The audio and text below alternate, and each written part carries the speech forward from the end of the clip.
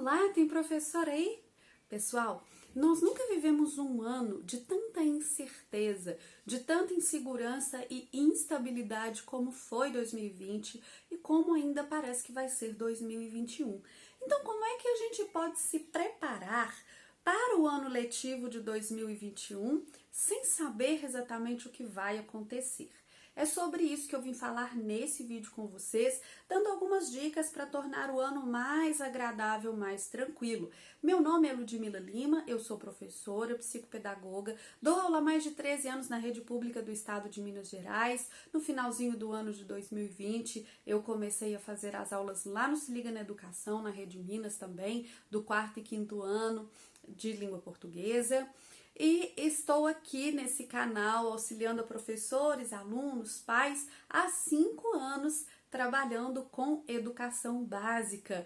Também tenho o curso de BNCC, onde a gente se aprimora, entende a nova Base Nacional Comum Curricular, forma professores, aprimora o trabalho de professores com muita colaboração, com muita discussão, com muita prática. Bom, o que a gente pode fazer? Como é que a gente pode se preparar para o ano de 2021 se a gente nem sabe o que vai ser desse ano, se a gente nem sabe se volta, se não volta, quando não volta? Como é que vai ser isso? Como é que vai ser esse ensino? Então, veja só, a gente sempre começa, A gente sempre termina um ano planejando o outro. E como é que a gente vai planejar se a gente não sabe o que vai acontecer? A gente vai fazer o seguinte: a gente vai se preparar dentro daquilo que a gente sabe que pode se preparar. No vídeo passado, eu falei com vocês sobre a organização digital. É possível que esse ano comece ainda com o ensino remoto, então eu falei com vocês da organização digital. Dei 10 dicas para se organizar digitalmente e tornar as coisas mais fáceis, mais fluidas. Bom, hoje eu vou falar sobre estudo. Estudo é muito importante, mas assim como a gente, para se preparar para um concurso, por exemplo, tem coisas específicas para estudar, existem coisas que vão ser mais úteis e coisas que vão ser menos úteis, ou que vão nos ajudar mais diretamente. Então eu tenho aqui algumas sugestões para você. Quando nós estamos preparados, quando nós sabemos com que estamos lidando, nós temos mais facilidade de desenvolver as nossas atividades, mesmo que essas atividades nos surpreendam em alguns aspectos, certo? Então, a primeira coisa que eu sugiro que você busque, estude, pesquise, é sobre o ensino híbrido. Aí você vai me dizer assim: eu já sei o que é ensino híbrido, o ensino híbrido vai misturar o presencial com o digital, e aí, tá bom, isso aí nós todos sabemos, mas isso é um saber raso sobre o ensino híbrido. A gente sabe uma definição. Então, o que eu sugiro que você estude? Procure saber sobre práticas desse ensino híbrido. Quais são as práticas que já foram testadas, que já foram usadas, que estão funcionando? Práticas do ensino híbrido. O que as pessoas que já trabalhavam com o ensino híbrido fazem, estão fazendo, que está funcionando, ou fizeram que funcionou?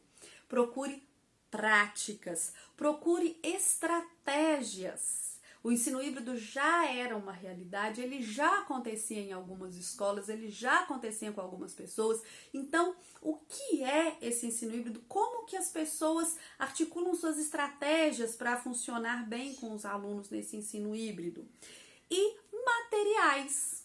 Se eu vou trabalhar com meu aluno ora presencialmente, ora digitalmente, eu posso fazer uma coleção, uma referência. Eu sempre falo isso com vocês. Não fica baixando um monte de coisa, não fica guardando um monte de coisa. Faça um catálogo. Então, encontrei coisas boas sobre ensino híbrido. Achei aulas boas que eu vou poder enviar para os meus alunos. Achei exercícios bons, atividades boas. Então, você vai pegar os links e colocar em um catálogo, em um arquivo. Falei disso lá no vídeo anterior de organização digital. Se você quiser, pode voltar lá.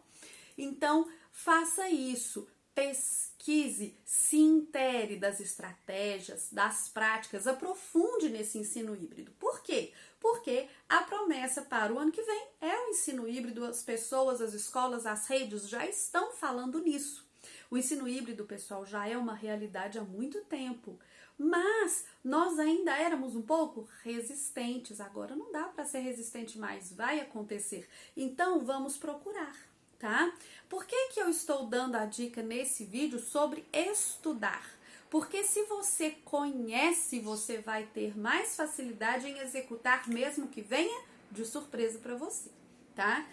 Outra coisa que você precisa conhecer é obrigação do professor.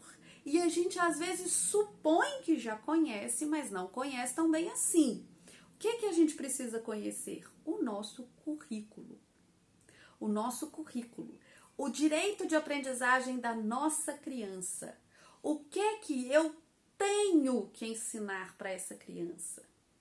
E o que eu tenho que ensinar inclui saber o que eu não preciso.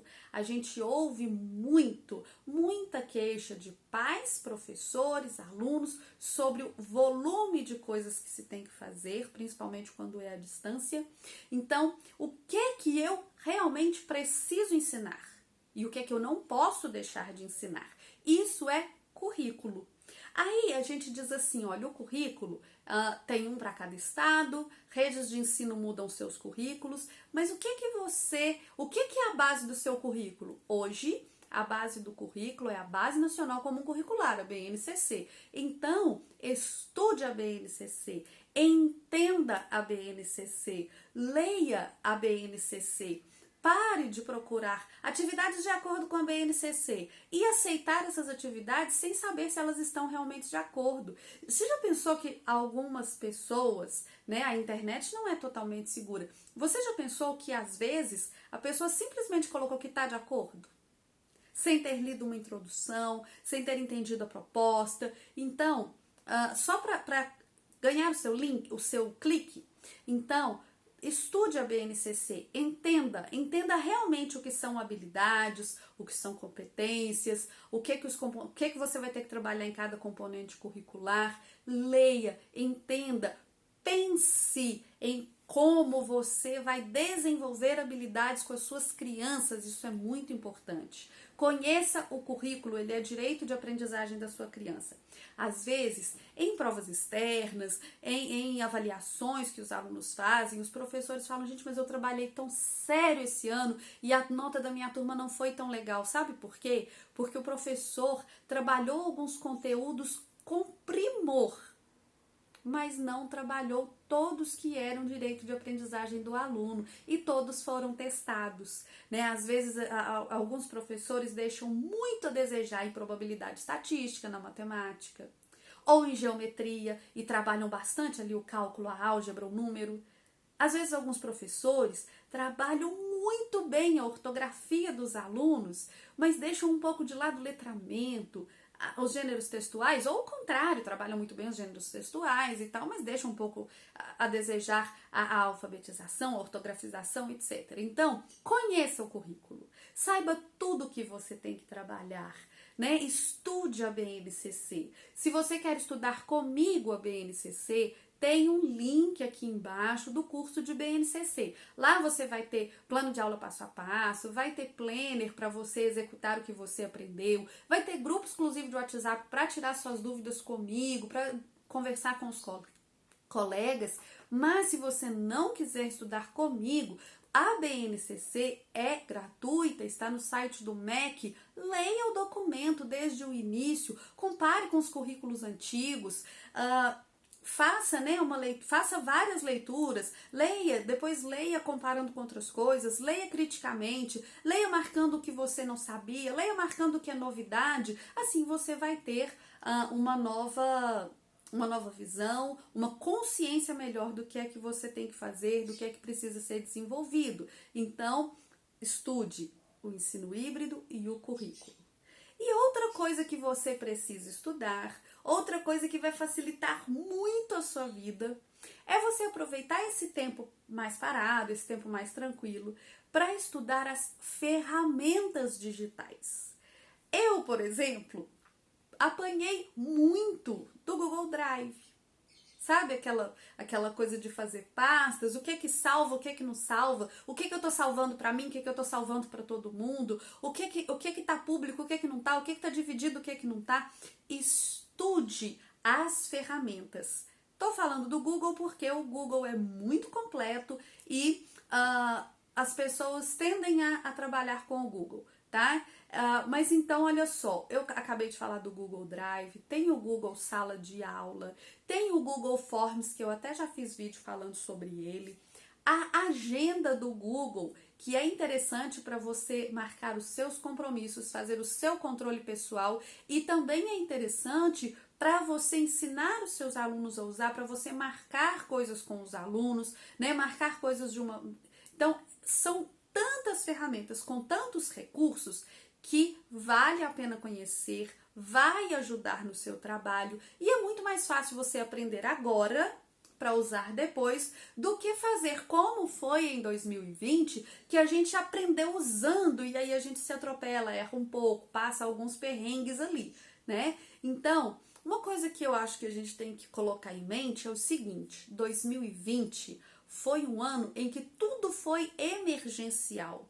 Nós mudamos de estratégia, mudamos de planejamento, fizemos planos emergenciais, aulas emergenciais, foi tudo muito no susto. 2021 vai ser um ano de aprimorar isso. Não dá pra gente continuar falando, porque eu não sei usar, porque isso pra mim é difícil. Então, esse ano é ano de colocar mais qualidade naquilo que a gente já começou a fazer.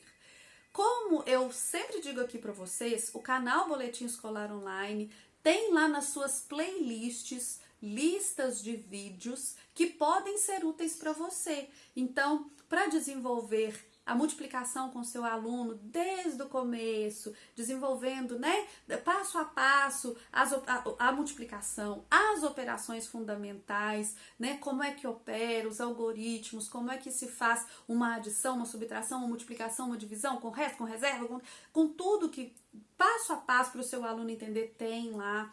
Alfabetização, 46 vídeos para você alfabetizar a sua criança, desde apresentar o alfabeto até chegar nas sílabas complexas, em diversas sílabas complexas. Então, tem mais um monte de coisa, pontuação, acentuação, frações, números decimais, simetria, tem muita coisa, geometria. Dá uma olhada lá que você vai encontrar muita coisa útil para você, e esse ano eu vou produzir mais, tá bom?